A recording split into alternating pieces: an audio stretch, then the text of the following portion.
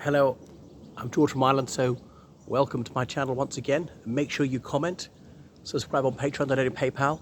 I'm here outside this Church of the Ascension in Blackheath, London, not really for the church itself, but for the fact that it commemorates John Ball, that itinerant Catholic priest. There's actually an Anglican church, but he was a Catholic priest in the days when virtually everybody in England was Roman Catholic, as we were in Ireland at the time.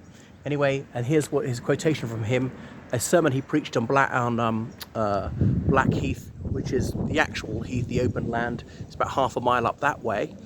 Heath being fairly flat, rough land, unsuitable for arable farming. Fellowship is life, and lack of fellowship is death. In hell, there is no answer to man's cry for help, because there is no brotherhood, but every man for himself. And that's what we say, there's a living hell if people don't have solidarity. So Corpus Christi is a day in June when Catholics particularly remember us in the miracle of, the wafer becoming the body of Jesus Christ. So he was born in Essex. We think about, is it 1348? Would that be right? Yeah. Possibly came from a lower middle class family there. John Ball mentioned in some records, property records about Essex, about owning a parcel of land in Colchester. Not sure if it's the same John Ball. He would only been roughly 12 years old when that happened.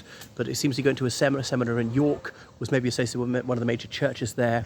And so he was part of the diocesan clergy, but he was clashing with the hierarchy from early on. This is the time of the Lollards, as in mumblers in Dutch. They were proto-Protestants who were critical of the Catholic Church's extravagance for the bishops and archbishops, and the way that the parochial clergy lived in such penury, and they all seemed to be supporting the oligarchy and so forth. He was in trouble. He was arrested. He was jailed a few times, but surprisingly released quite soon. They weren't into executing people. It wasn't that savage at the time. The important thing is then he was sort of denouncing inequality, but he wasn't really there for sparking off the peasants' revolt in 1381. But when the peasants from Kent came to this area, they freed him from prison, and he preached to them there. So he would mostly have been preaching in Kent and Essex. People later said he was a mad priest of Kent, but he was actually an Essex man, it appears, and saying, when Adam delved and Eve span, who was then the gentleman? Back in the Garden of Eden, when Adam was digging, he delved, and Eve span was spinning, wool for clothes. Who was then the gentleman? Gentleman was not, just as is today, a polite word for any man. He was high social status, a man who could employ the service of at least one full-time manservant, not just the journeyman, but someone for his personal services, laying out his clothes and so forth.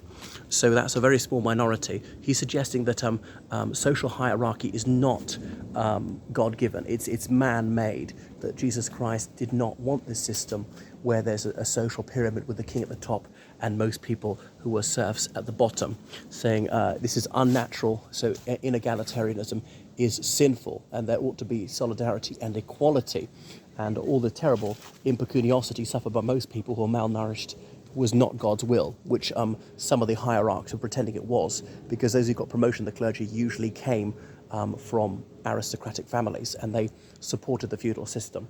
But anyway, cut a long story short, the rebellion failed. He fled to the Midlands, arrested at Coventry, and he's put on trial at St Albans, a bit north of London. Perhaps surprisingly, he was allowed to speak in his own defence. Trials back then were not what we consider fair trials. Often only evidence was read out for the prosecution and no defence could be offered, and you can forget about a defence counsel. Anyway, found guilty of high treason, he was hanged, drawn and quartered, and there are all sorts of defamatory accounts of his life subsequently, saying he was a friend of John Wycliffe, the early day reformer, but there's no evidence that's true. I mean, it might be true, but Wycliffe died peacefully in his bed. John of Gaunt, who was Richard II's uncle, defended Wycliffe, because remember, Richard II was only 14 at the time of the Peasant Revolt. His paternal uncle, John of Gaunt, was effectively ruling the country because of the minority of King Richard II. And so some of the Catholic clergy, they wanted Wycliffe tried for heresy, but John of Gaunt intervened. This is my man, and protected him. Wycliffe died as an old man of natural causes. But Ball was executed for his political radicalism, and then remembered became a martyr to radicali and revolutionaries in subsequent generations. That's why there's John Ball's Dream by William Morris, a 19th century socialist and artist, saying, John Ball dreamed of a fairer society without exploitation, without this feudal system. So yeah, that's him. Okay, so he'd been an itinerant priest wandering from place to place. He was forbidden to say mass, so he would preach in graveyards, try and gather crowds of people coming out of divine worship. A thorn in the side of the establishment. Part of this tradition of radical clergy. Right, thank you for watching my channel, and make sure you subscribe on Patreon, donate PayPal, georgecallahan79@gmail.com. Bye-bye.